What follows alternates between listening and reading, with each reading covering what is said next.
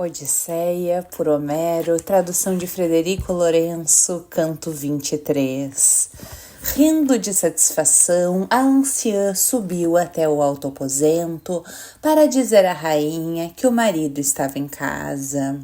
Os joelhos mexiam-se bem, embora os pés tropeçassem, postou-se junto à cabeceira e assim falou a senhora. Acorda, Penélope, querida filha, para veres com teus próprios olhos aquilo que esperaste todos os dias. Ulisses chegou e está em casa depois de tanto tempo. Matou os arrogantes pretendentes que lhe prejudicavam a casa, dizimavam os haveres e desconsideravam o filho. A ela deu resposta a sensata Penélope. Querida ama, enlouqueceram-te os deuses, eles que podem transtornar o juízo de quem tem excelente entendimento, e pôr no caminho da compreensão o afrouxado de espírito. Agora deram contigo em loucura, tu que eras antes tão ajuizada. Por que me atormentas quando tenho o coração cheio de dor, dizendo coisas desvairadas e acordando-me do sono suave que me prendera, cobrindo-me as pálpebras? Pois nunca eu dormi tão bem desde que Ulisses partiu para Verílio a malévola, cidade inominável. Vai agora para baixo e volta para a sala de banquetes. Se tivesse sido outra serva que me pertence a vir aqui para me acordar e me anunciar coisa semelhante, rapidamente a teria mandado embora com grande rispidez. Mas a tua idade traz-te o benefício de não receberes esse trato. Respondendo-lhe, assim falou a querida ama Euricleia. Não te atormento, querida filha, é mesmo verdade que Ulisses regressou para casa, conforme eu disse. É aquele estrangeiro que todos desonraram na sala, mas Telêmaco já sabia havia muito que era ele. Mas na sua prudência ocultou os planos do pai para que pudesse castigar a violência daqueles arrogantes. Assim falou e Penélope sentiu grande alegria, saltou da cama e abraçou a anciã, dos olhos escorriam lágrimas e falando dirigiu-lhe palavras aladas. Mas agora diz-me, ó querida ama, com toda a verdade, se na realidade ele regressou para casa conforme dizes, como é que pôs as mãos nos pretendentes desavergonhados um homem só? Eles andavam sempre agrupados na casa. Respondendo-lhe, assim falou a querida ama Euricleia. Não vi nem perguntei, ouvi apenas os berros dos que morriam. Nós, as mulheres, ficamos sentadas no recesso interior dos nossos aposentos, aterrorizadas com as portas fechadas, até o momento em que o teu filho, Telêmaco, me chamou saindo da sala, pois assim lhe ordenara o pai. Encontrei depois Ulisses em pé no meio dos cadáveres que se espalhavam pelo chão, uns em cima dos outros. Ter-te-ia alegrado a vista dele, todo sujo de sangue, como um leão. Agora os cadáveres estão todos empilhados junto aos portões do pátio, mas ele purificou o belo palácio com enxofre, tendo acendido um grande lume. Pede-me para te chamar, vem, pois, para que os corações de ambos enveredem pela alegria, já que ambos sofrestes tantos males. Agora, finalmente, se cumpriu o teu grande desejo, ele regressou, vivo ao seu lar, e encontra-te a ti e ao filho no palácio. Aqueles que praticaram o mal, os pretendentes, sobre todos eles se abateu a vingança. A ela deu resposta a sensata Penélope.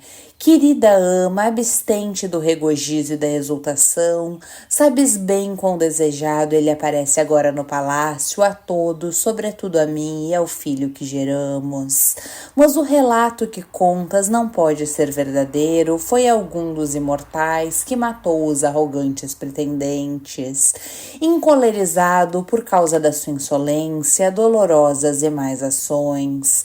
Não respeitaram homem algum dessa terra, vil ou bem-nascido que com eles convivesse.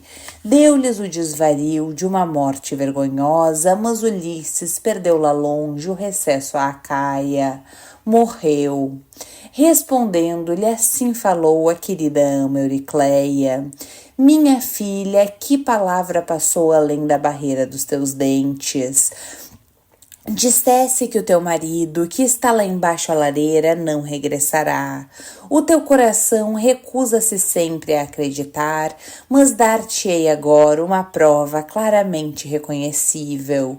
A cicatriz que outrora lhe infligiu um javali com a branca presa. Apercebi-me dela quando lhe lavei os pés e quis logo dizer-te, mas ele pôs a mão sobre a minha boca e, graças à sua mente, muita sabedoria do que é proveitoso, impediu-me de falar. Vem comigo, ofereço a minha própria vida em testemunho, se te engano, mata-me de maneira mais horrível. A ela deu resposta a sensata Penélope: querida ama, é-te difícil compreender os desígnios dos deuses que são para sempre, embora tenhas bom entendimento. Seja como for, vamos lá ver então, meu filho, para que eu veja os pretendentes mortos e quem os matou. Assim dizendo, Penélope desceu do alto aposento, no coração muito hesitava se haveria de interrogar o marido amado à distância ou se deveria abraçá-lo e beijá-lo na cabeça e nas mãos. E depois de entrar e transpor a soleira da porta, sentou-se de fronte Ulisses, à luz da lareira, junto à parede do lado oposto. Ele estava sentado junto à alta coluna, olhava para o chão à espera de ver se lhe falaria a excelsa mulher, quando nele pusesse os olhos, mas ela ficou sentada em silêncio, dominada pelo espanto. Umas vezes olhava para ele diretamente, para o rosto, outras vezes não sabia se era ele, tais os farrapos que vestia. Mas Telêmaco tomou a palavra e repreendeu a mãe.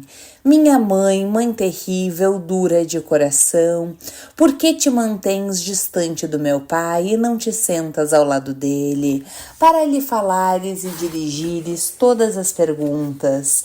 Nenhuma outra mulher se manteria afastada com tal dureza do marido que, tendo padecido tantos sofrimentos, regressa no 20º ano à terra-pátria. Mas o teu coração sempre foi mais duro que uma pedra. A ele deu resposta a sensata Penélope: meu filho, tenho o coração no peito, cheio de espanto, não consigo proferir palavra alguma, nem perguntar nada, nem sequer olhar para ele, olhos nos olhos. Mas se é verdade e ele é Ulisses chegar da sua casa, sem dúvida ele e eu nos reconheceremos de modo mais seguro, pois temos sinais que só nós sabemos, escondido dos outros. Assim falou e sorriu o sofredor e divino Ulisses, que logo dirigiu a Telêmaco palavras aladas. Telêmaco, deixa que a tua mãe me ponha à prova aqui na sala de banquetes. Depressa verá tudo com clareza. Agora, porque estou esfarrapado e vestido com roupas vis, desdenha-me e não quer reconhecer que sou Ulisses. Quanto a nós, pensemos como tudo correrá da melhor forma, pois quem quer que mate só um homem numa cidade, ainda que esse não deixe muitos parentes que o vinguem, exila-se deixando para trás a família e a terra-pátria. Mas nós matamos os baluartes da cidade, os jovens mais nobres de Ítaca. Peço-te que reflitas sobre isso. A ele deu resposta o prudente Telêmaco: considera tu, querido pai, essa questão, pois disse que a tua inteligência supera a dos outros homens, mas nenhum mortal poderia contigo competir.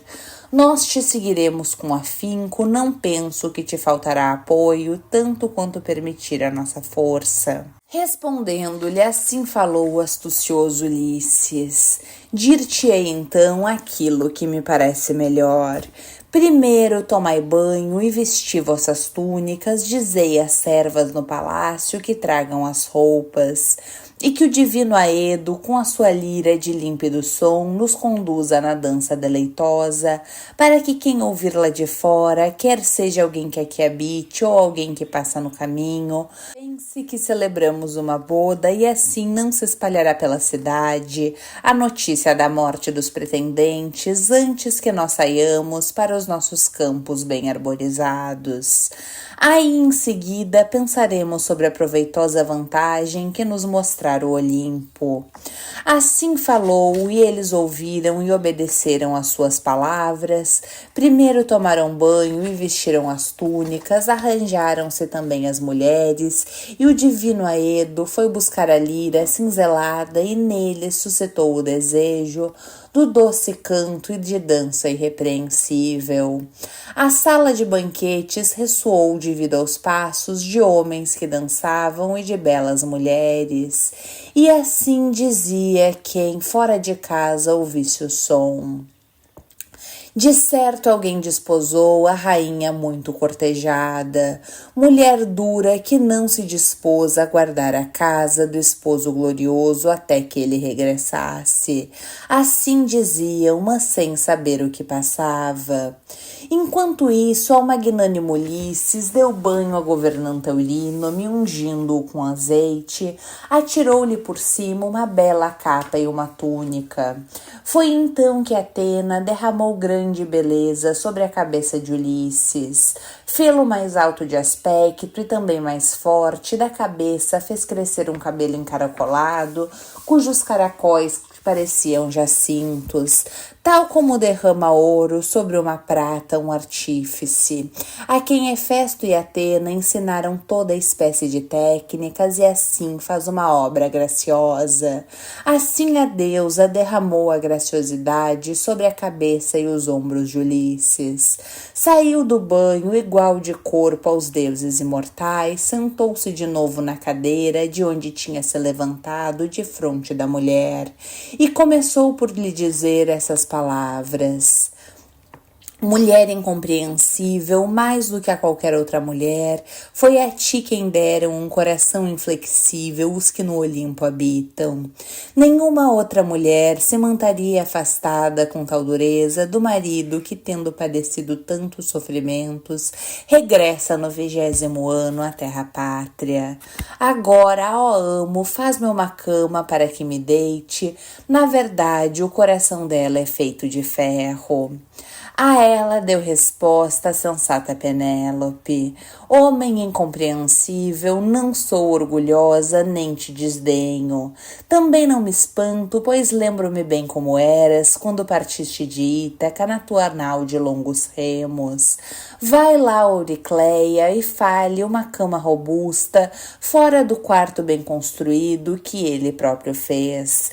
Depois de teres tirado para fora a robusta cabeceira, põe cobertores, velos e mantas resplandecentes.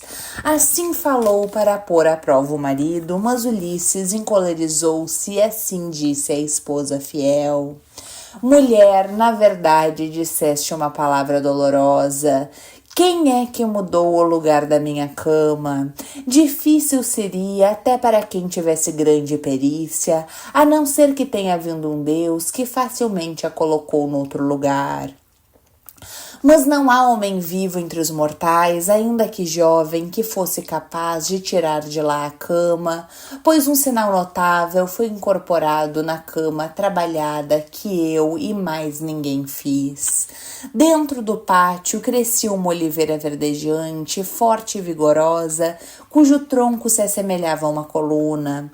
Em torno dela construí o quarto nupcial até que eu completei com pedras bem ajustadas e por cima pus um telhado. Acrescentei depois portas duplas bem ajustadas. Em seguida, desbastei a folhagem da oliveira verdejante, acertei o tronco desde a raiz e olisei-o, utilizando a enxó com grande perícia, endireitando-o por meio de um fio. Foi assim que fiz a cabeceira, depois tudo perfurei com trados. Tendo assim começado, passei ao relevo artístico, adornando a cama com ouro, prata e marfim. Pendurei ainda uma correia de couro brilhante de púrpura, assim te nomeio sinal notável, mas não sei, ó mulher, se a minha cama ainda está no lugar onde estava, ou se alguém a levou cortando o tronco de oliveira. Assim falou e enfraqueceram seus joelhos e o coração de Penélope ao reconhecer os sinais que indicara Ulisses. Rompendo em lágrimas, correu para o marido, em torno dele atirou os braços e beijou-lhe a cabeça, dizendo: não te enfureças contra mim, Ulisses. Sempre foste em tudo o mais compreensivo dos homens. Os deuses deram-nos a dor. Eles que por inveja não permitiram que ficássemos juntos a desfrutar da juventude, para depois chegarmos ao limiar da velhice. Mas agora não te encolerizes nem enfureças contra mim, porque a princípio, quando te vi, não te abracei logo. É que o coração no meu peito sentia sempre um calafrio quando pensava que aqui poderia vir algum homem que me enganasse com palavras. Muitos só pensam no mau proveito. Helena Argiva, filha de Zeus, nunca teria se deitado em amor com um homem estrangeiro se soubesse que os filhos belicosos dos aqueus a trariam novamente para casa, para a amada terra-pátria. Porém, o Deus levou a cometer um ato vergonhoso e ela não ponderou antecipadamente no coração o castigo amargo, a partir do qual viria para nós a tristeza. Mas agora que já enumeraste com clareza os sinais da nossa cama, que nunca nenhum mortal viu, além de ti e de mim e de uma só criada, Actóride, que me deu meu pai quando vim para casa e que guardava as portas do nosso quarto nupcial, agora convenceste meu coração antes tão incrédulo. Assim falou, nele provocando ainda mais o desejo de chorar. Chorou abraçado à esposa amada, mulher sensata e fiel. Tal como a vista da terra é grata aos nadadores, cuja nau bem construída Poseidon estilhaçou no mar, ao ser levada pelo vento e pelo inchaço das ondas. Mas alguns escaparam a nado do mar cinzento e chegaram à praia com os corpos empastados de sal, pondo o pé em terra firme com alegria porque fugiam à morte. Assim para Penélope era grata a visão de Ulisses. Abraçando-lhe o pescoço, não desprendeu os alvos braços. E enquanto choravam, teria surgido a aurora de róseos dedos se outra coisa não tivesse ocorrido a Atena, deusa de olhos esverdeados. Reteve o fim do longo percurso da noite, reteve junto das correntes do oceano a aurora de trono dourado e não a deixou atrelar os cavalos velozes que trazem a luz para os mortais. Lampo e Faetonte, os poldros que levam a aurora. Em seguida, disse a esposa o astucioso Ulisses: mulher, não chegamos ainda ao termo das provações, mas temos em frente uma provação desmedida, grande e difícil que é necessário cumprir até o fim. Foi isso que me profetizou o fantasma de Tirésias naquele dia em que desci até a mansão de Hades, para me informar sobre o regresso dos companheiros. Mas agora, minha mulher, vamos para a cama para nos deitarmos e fruirmos do sono suave. A ele deu resposta a sensata Penélope: terás a tua cama pronta assim que o teu coração quiser, visto que os deuses te fizeram regressar à tua casa bem construída e à tua terra-pátria. Mas por que te lembraste dela e um deus a recordou ao teu espírito? Fala-me dessa provação, pois no futuro ouvirei falar dela e não será pior já saber do que se trata. Respondendo-lhe, assim falou o astucioso Ulisses: mulher surpreendente, por que me perguntas isso agora? Mas contar-te-ei tudo sem nada te ocultar, no entanto, nenhuma alegria sentirá no coração com o relato. Nem eu próprio me alegro, uma vez que Tirésias me mandou percorrer a cidade de muitos homens, segurando um remo de bom manejo até chegar junto de quem o mar não conhece. Homens que na comida não misturam o sal, nem conhecem as naus de bordas vermelhas, e nem os remos de bom manejo que as naus dão asas. E deu-me um sinal claro que não te ocultarei. Quando um outro viandante me encontrar e me disser que ao ombro levo uma pá de joeirar, então deverei fixar no chão o remo de bom manejo, oferecendo sacrifícios ao soberano Poseidon, um carneiro, um touro, um javali que acasalou com porcas. Disse que regressarei a casa e oferecerei sacras hecatombes aos deuses imortais que o vasto céu detém. A todos por ordem, e do mar sobrevirá para mim a morte brandamente, que me cortará a vida, já vencido pela opulenta velhice. E em meu redor os homens viverão felizes, tudo isso eu verei cumprir-se. A ele deu resposta a sensata Penélope: se na verdade os deuses te vão conceder uma velhice feliz, ainda há esperanças de que possas afastar os outros males. Foram essas as coisas que disseram um ao outro, enquanto isso Eurínome e a ama tinham feito a cama com macios lençóis à luz das tochas ardentes.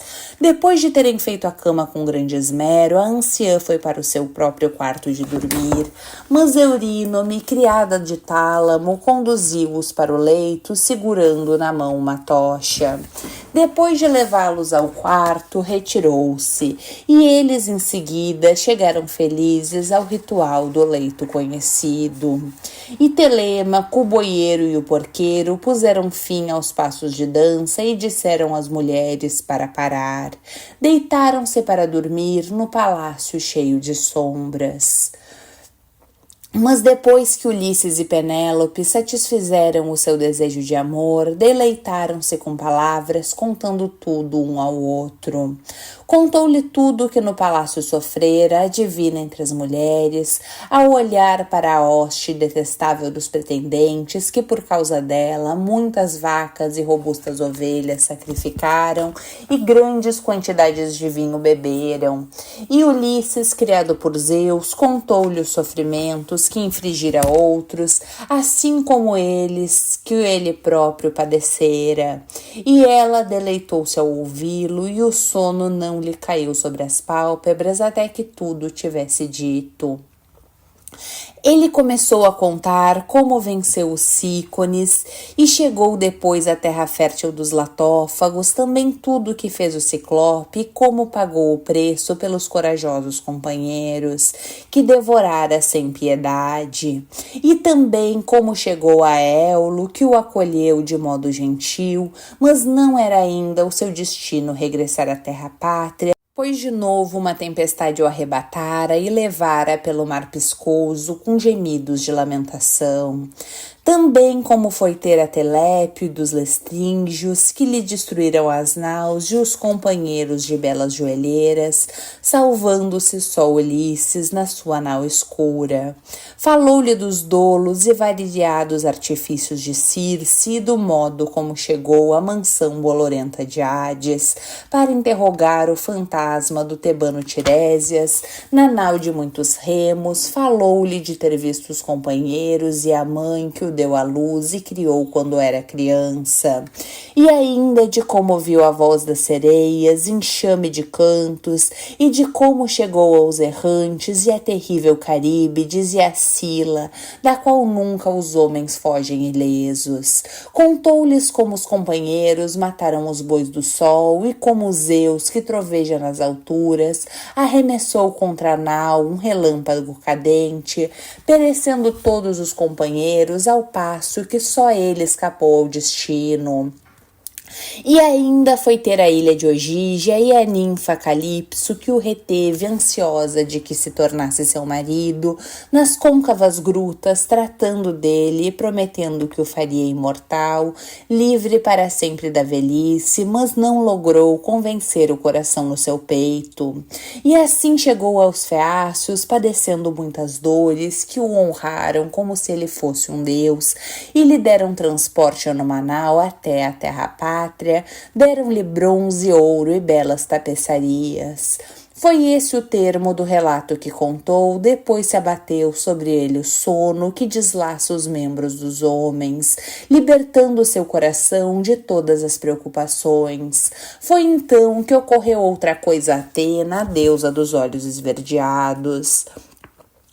Quando considerou no seu coração que Ulisses se teria já saciado de estar deitado a dormir com a mulher, logo chamou do oceano a aurora de trono dourado, que cedo desponta para trazer a luz aos homens, e assim levantou-se da cama macia, e assim disse a Penélope: Mulher, já tivemos ambos a nossa conta de sofrimentos, tu chorando aqui em casa por causa do meu regresso difícil, e eu porque Zeus e os outros deuses me ataram com desgraças, longe da terra pátria, embora a ela eu quisesse regressar.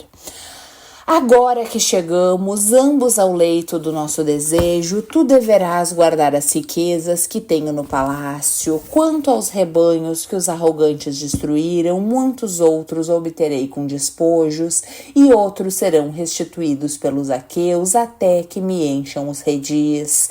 Mas eu agora irei para o campo bem arborizado para ver o pai valoroso que sofre por minha casa. A ti, minha esposa, dou essa incumbência, pois é sensata. Assim que o sol nascer, espalhar-se-á a notícia sobre os pretendentes que matei na sala de banquetes. Por isso deverás ir para o teu alto aposento com as servas, fica lá sentada, não olhes para ninguém, nem faças perguntas.